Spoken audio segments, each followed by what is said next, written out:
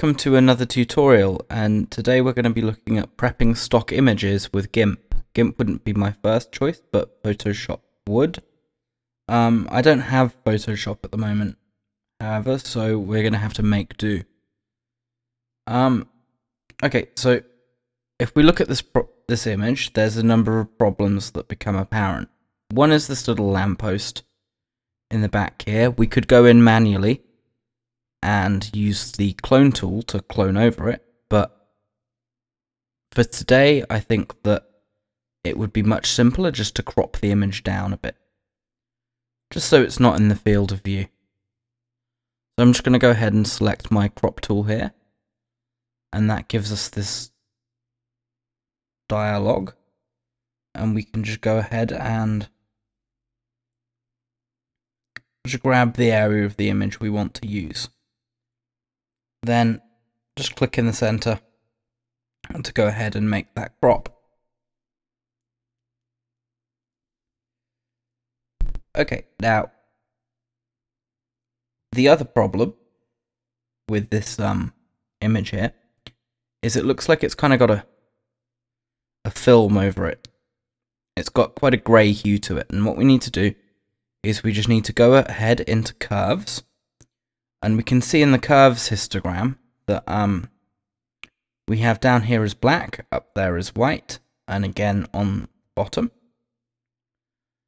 And basically, curves are just kind of a way of working with a levels dialog in a two-dimensional manner. And what we want to do is we just want to drag our black level down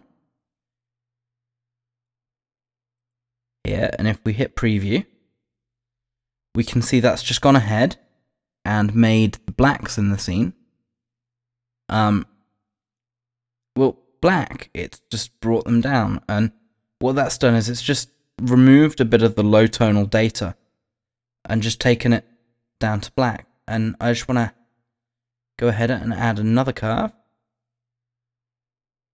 just to bring the whites up a little bit to white. And if we toggle our preview, we can see before and after. We've got this kind of lens flare coming in here and just messing with things a little bit, and we've got quite a grey and grainy tone to the photo. And if we just hit with the levels, it just brings those blacks down and just brings the contrast up, and it's a nice way of just going ahead and doing that. I think at the moment I'm happy with this image to save in to my stock library. I'm just going to go ahead and take a closer look at some of the areas. What I might want to go ahead and do is I am actually going to clone out this little stray strand of grass here, because I don't know, I just think that when we look at the whole image, or most of it, it just kind of, it sticks out and it's not pleasing to the eye. So I'm just gonna go ahead and I'm just gonna go and take the clone tool, and I'm going to operating system key and click to select a clone point, and I'm just gonna go ahead and just use the color data that's already in the scene just to paint this out. And what I'm going to do is I'm going to be really careful just to always keep selecting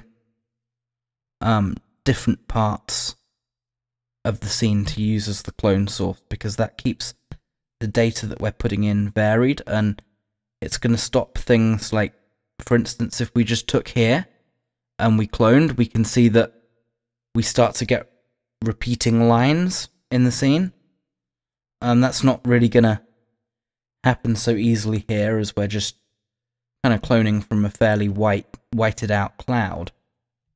But it's just good practice just to keep knowing to put your finger on that source key and just keep taking a new one every now and then. It really will just stop you having problems of just poor cloning. Poor cloning looks really ugly. Just if you see there, I just went a little bit too far, and it just gave that little cloning artifact there, which is really what we want to avoid when we're working with this tool. It's quite a nuanced tool to work with.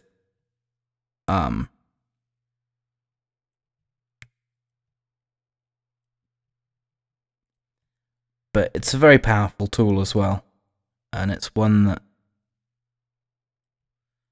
probably anyone working with image editing for any reason should learn. I'm just going to go ahead and finish this up.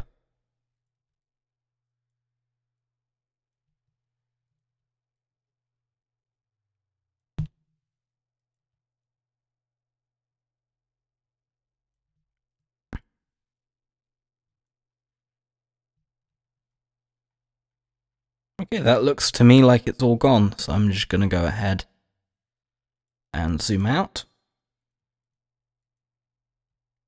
And oh no, we've got a little bit more down here. So I'm just going to go ahead and back into the clone tool.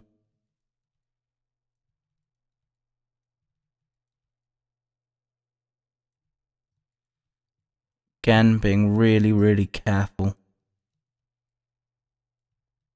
about what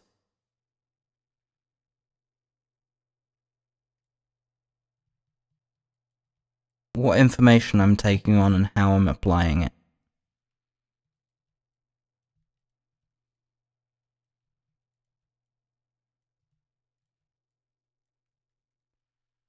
Okay, so this should be done now.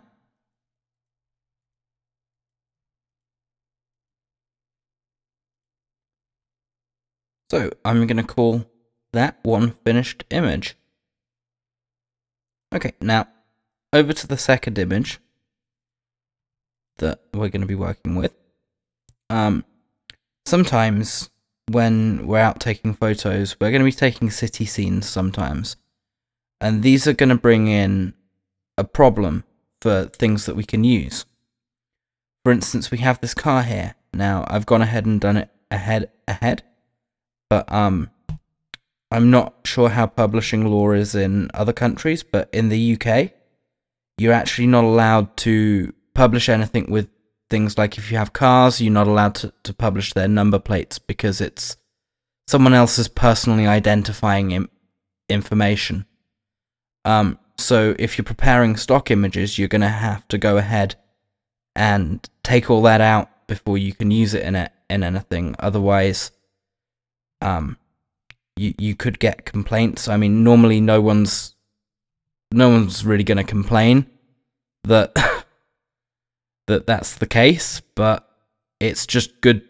It's good to be able to do it, and it's good practice to do it because it will keep you out of problems. Because you wouldn't want to be using something in your work that was for mass publication that had information like that all over it, and it could just lead to problems. So I'm going to go ahead and show you how to do that with a sign here, because it's the same process. So I'm going to go ahead and I'm going to just use the selection tool, and I'm just going to draw out a selection around the bit we need to remove.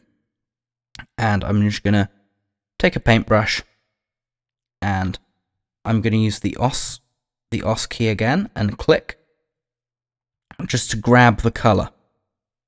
And then with that color, I'm just going to go ahead and paint over that box. And then I'm going to deselect. It hasn't really been an issue this time, but sometimes when you do that, you might get a sharpness around the edges. If that's the case, you just want to take a blur tool and bring the size right in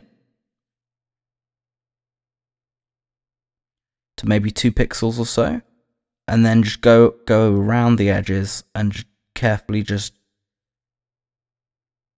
blur the edges of where you've had to do that, and that will leave you with a blank sign or number plate or whatever you need to get rid of.